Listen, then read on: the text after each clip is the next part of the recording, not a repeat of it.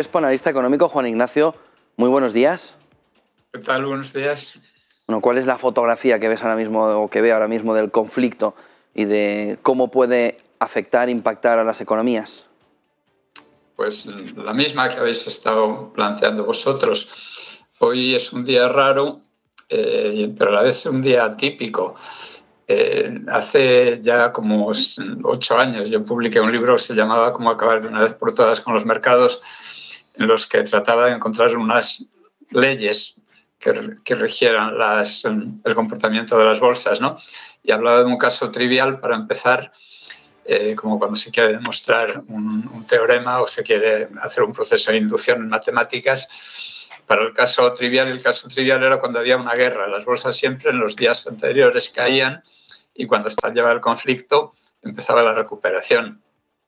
Mucha gente vivió eso, por ejemplo, en la primera guerra del Golfo, cuando Saddam Hussein invadió con su ejército Kuwait, y cuando empezó la intervención del ejército norteamericano en el mes de enero de 1991, pues las bolsas se pusieron a subir en cuanto salió la noticia de que habían iniciado el ataque después de pasar unos cuantos días hundiéndose, ¿no?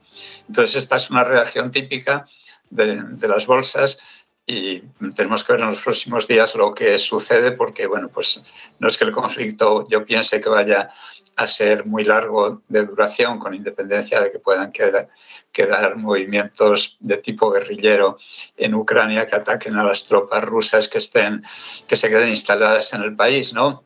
O que impida que Rusia pueda retirar esas tropas después de instalar un gobierno títere.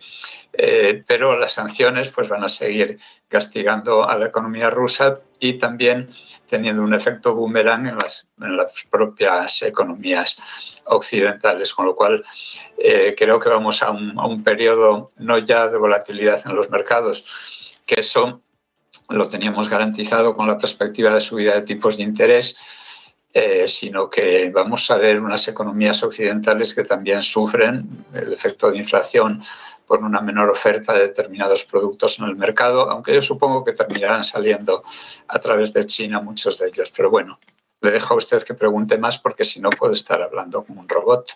No, la duda ahora mismo también está un poco en qué hacen los bancos centrales. Misma subida de tipos, pero menos reducción de estímulos. ¿Siguen con el mismo plan? ¿Qué deberían hacer los bancos centrales? Pues a esta hora ayer la respuesta hubiera sido que tendrían que aplazar subidas de tipos o que los mercados, en vez de descontar 7 subidas de tipos de interés durante el año 2022 por parte de la Reserva Federal, pues que solo pudieran hacer 3. Pero a estas horas, hoy, todo ha vuelto a la normalidad. Todo el mundo espera que la subida inicial sea ahora en el mes de marzo de 0,25%.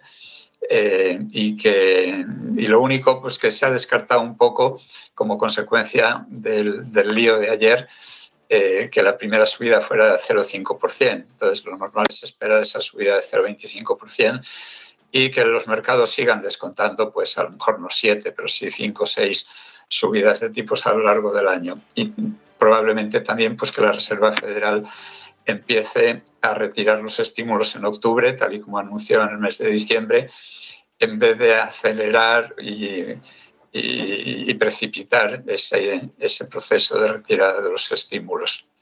Y en Europa, porque el BCE ayer planteó ya extender la compra de bonos, ¿puede cambiar también el paso de Christine Lagarde? Bueno, el paso de Christine Lagarde es que creo que no ha cambiado nunca. Christine Lagarde le tiene pavor a la primera subida de tipos de interés, así como sabemos que la Reserva Federal, que también le tiene pavor, pero al menos se decidió en diciembre a anunciarla, y previamente hace ya a mediados del año pasado anunció incluso el tapering, ¿no? El Banco Central Europeo no se ha atrevido ni a eso. Simplemente hay algo que le ha hecho el mercado, es decir, cuando los americanos han anunciado ya con toda seguridad que subirán tipos de interés de corto plazo, los de largo plazo han subido, y han subido mucho.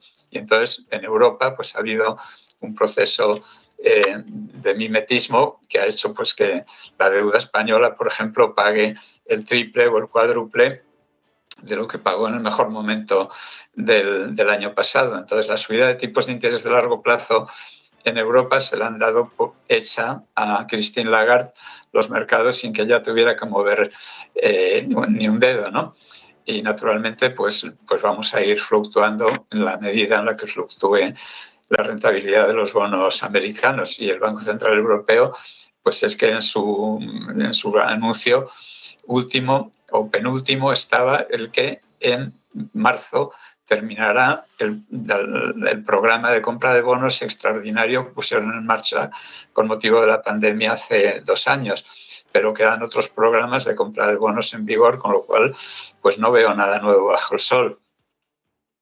El miedo es que la escalada bélica siga, el miedo está en que Taiwán sea objetivo de China, que esa extensión de las fronteras hacia Europa de la antigua Unión Soviética pueda tensionar todavía más a Europa y a su economía. Bueno, sí, desde luego para China es como si fuera ahora o nunca, ¿no?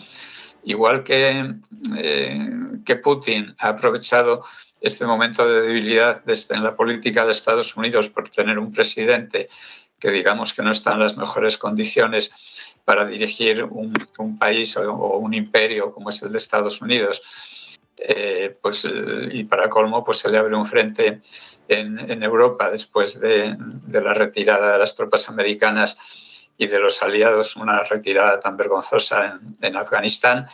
Pues China ve una oportunidad abierta. Otra cosa es que demasiado caos mundial pueda terminar no siendo bueno ni siquiera para la propia China ni para Putin, porque finalmente sus economías sufren y sufren mucho. Putin se ha metido en una economía de guerra, tiene una población muy sufrida, tiene una economía muy pequeñita, porque la economía rusa no es mayor que la de Italia, el PIB ruso no es mayor que el de Italia, y una población con una renta per cápita de unos $11.000, que es un tercio de la que tiene España, pero se enfrenta también a la resistencia de un pueblo ucraniano que tiene a su vez una renta per cápita que es de 3.000 o 4.000 euros, todavía más baja y todavía una población más sufrida. Pero China ya ha conocido las delicias de la riqueza, por lo menos para la mitad de su población, y tiene que andarse con mucho cuidado de perjudicar la marcha de su economía por meterse en una guerra. Entonces, bueno, ahí hay una balanza en la que prácticamente es imposible discernir si la tentación china de invadir Taiwán dejará al mundo durante un tiempo sin microchips y así misma a lo mejor infligirse un daño grande con la destrucción de fábricas de microchips, hace prácticamente imposible adivinar qué es lo que pueda suceder. Gracias, Juan Ignacio Crespo. No querría yo despedirme sin darle la enhorabuena por esa newsletter que ha sido un GPS para los inversores durante estos días también. Siempre lo es, pero que durante estos días lo ha sido todavía más para intentar entender a través de esa newsletter a primera hora de la mañana que usted prepara, don Juan Ignacio Crespo, qué estaba pasando en los mercados y dónde estaban las cuestiones clave. Enhorabuena por ello. Venga, muchas